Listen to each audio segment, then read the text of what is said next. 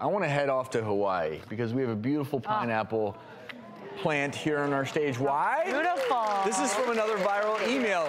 Do you snore? NASA scientists found that keeping a pineapple plant in your room can stop you from snoring.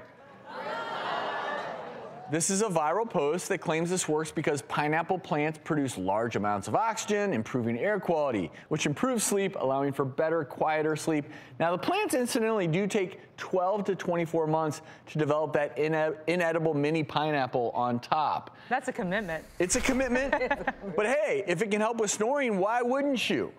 A lot of people have snoring issues. It's usually due to that air coming out is, as you always talk about, 37 million people. It's a big deal. Snorers out there here in the United States alone. So it's a huge problem. And you know, we know certain things set you up for snoring. If you have a short neck, if you have a heavy neck, if you're consuming alcohol before you go to sleep, if you have any type of obstructive thing going on in your in your nose and oral cavity system, whether it be deviated septum or occluded nose or large tonsils or a jaw that's retrusive that's causing your tongue to fall back, all those structural things can contribute to snoring. And the question is, will a pineapple plant help? That was part of the viral post. The answer is no! No! Because as we do with all of our segments, we actually fact-checked this, we researched it. As we searched for this original NASA study referenced by several major news sites, it was nowhere to be found. So what do? We called NASA directly. NASA was very happy to hear from our team and to have an opportunity to set the record straight. They told us they've never done a study on pineapple plants and snoring.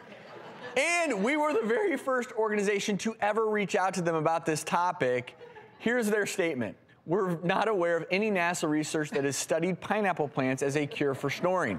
Unfortunately, we routinely get pulled into internet hoaxes, which can detract and distract the public from learning about the real and amazing research NASA does and discoveries we make.